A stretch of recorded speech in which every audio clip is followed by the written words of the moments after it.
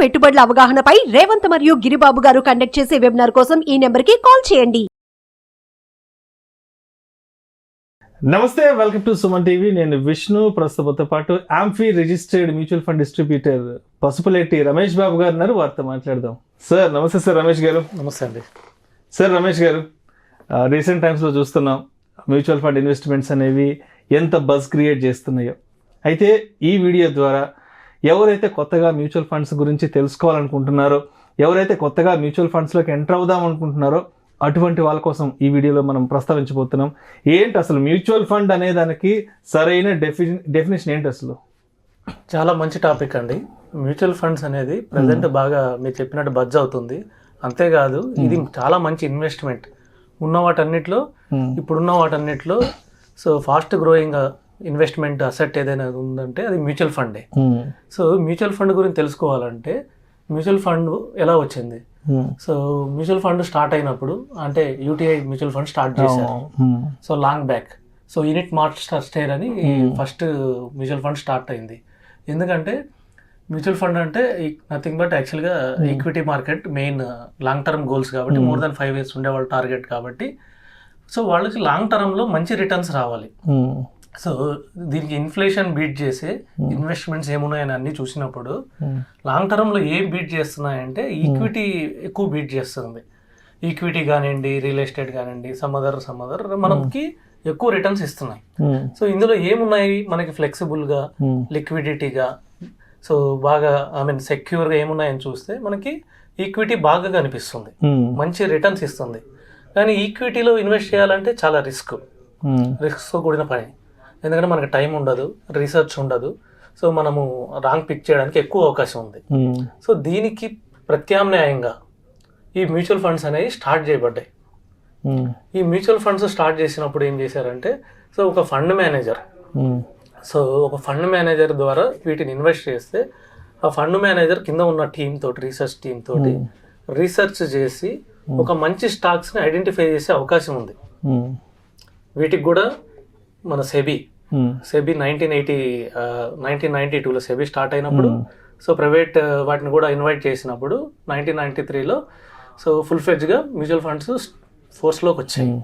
అప్పుడు ఏమైందంటే ఈ మ్యూచువల్ ఫండ్స్లో ఎలా స్టాక్స్ని ఐడెంటిఫై చేయాలి, సో వాటిని ఎలా మానిటర్ చేయాలి, ఎలా మానిటర్ చేస్తే ఎక్కువ రిటర్న్ ఇవ్వగలుగుతాం అనేది ఇదంతా అప్పుడు 1993లో స్టార్ట్ అయింది. కానీ మనకి ఇప్పుడు రీసెంట్ టైమ్స్ చాలా మంచి రిటర్న్స్ ఇస్తున్నాయి కాబట్టి సో దీని అవేర్నెస్ బాగా పెరిగింది.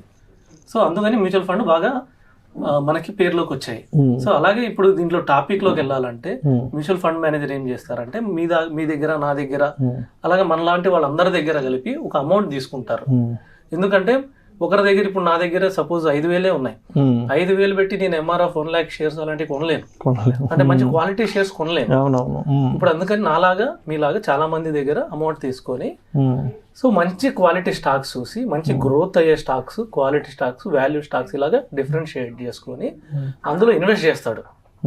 ఇన్వెస్ట్ చేయడంతో పాటు డైలీ మానిటర్ చేస్తారు. అంటే ఈ కంపెనీ బ్యాలెన్స్ షీట్లు బాగున్నాయా లేవా, సో మేనేజ్మెంట్ బాగుందా లేదా, ఫ్యూచర్లో ప్రాజెక్ట్స్ వస్తున్నాయా లేదా, వీటిని 1 to 1 డైలీ దాన్ని ఒక్కొక్క షేర్ని, ఎందుకంటే ఒక 50-60 షేర్స్ ఉంటాయి డైవర్సిఫికేషన్లో భాగంగా. సో వాటిని 1 to 1 మానిటర్ చేసి వాటిలో చేంజెస్ చేయాలంటే చేంజెస్ చేస్తూ ఉంటారు, యాక్టివ్గా ఉంటారు. సో అది మనం చేయలేం కాబట్టి ఒక ప్రొఫెషనల్ ఫండ్ మేనేజర్కి ఇస్తే మన అమౌంట్కి ఎక్కువ రిటర్న్ వచ్చే అవకాశం ఉంది. రైట్. సో అయితే చాలామంది ఒక రకమైన డైలమాలో ఉంటారు. అంటే రీసెంట్ టైమ్స్లో బాగా బజ్ క్రియేట్ చేసిన investments stock market, mutual funds. So చాలామంది ఏంటంటే ఒక డైలమాలో ఉన్నారు.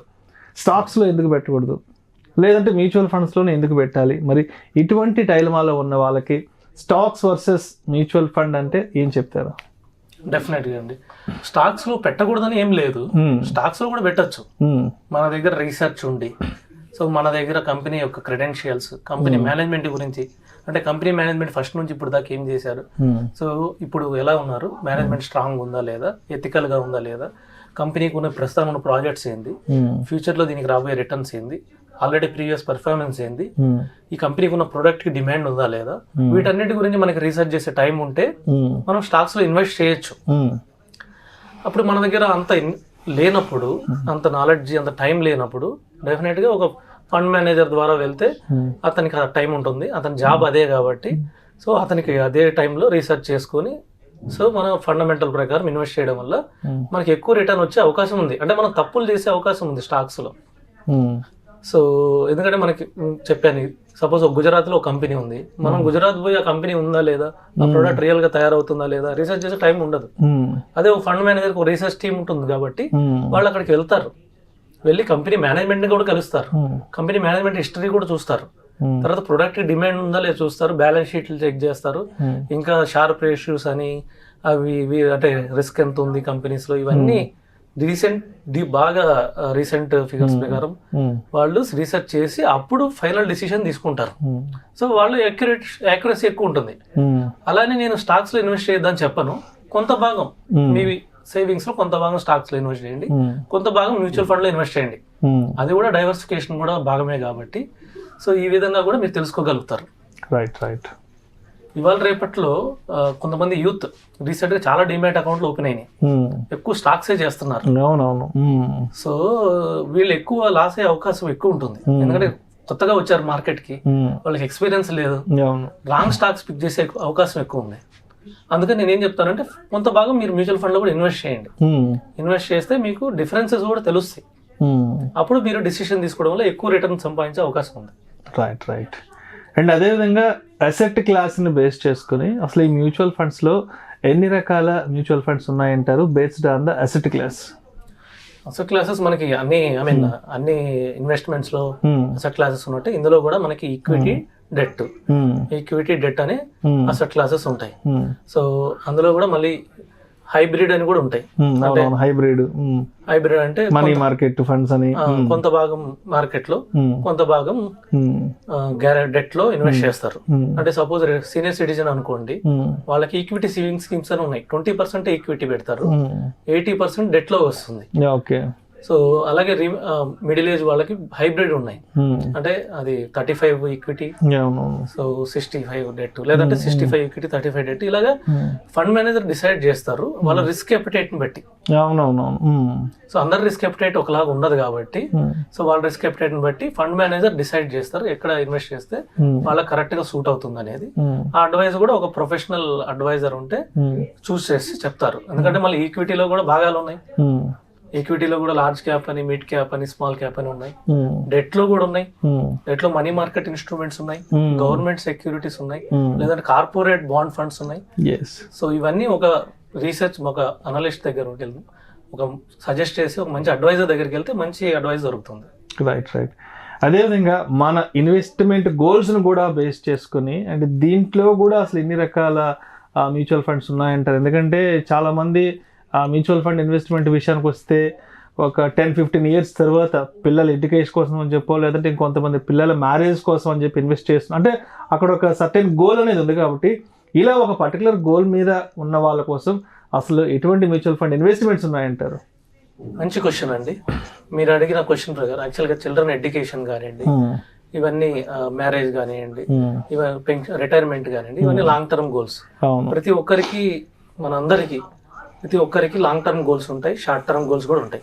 షార్ట్ టర్మ్ అంటే నెక్స్ట్ ఇయర్ స్కూల్ ఫీ కావచ్చు, లేదంటే ఒక 3 years లో కార్ తీసుకుందాం అనుకుంటున్నారు, ఒక 5 years లో హౌస్ తీసుకుందాం అనుకుంటున్నారు. ఇలా షార్ట్ టర్మ్ గోల్స్ ఉంటాయి.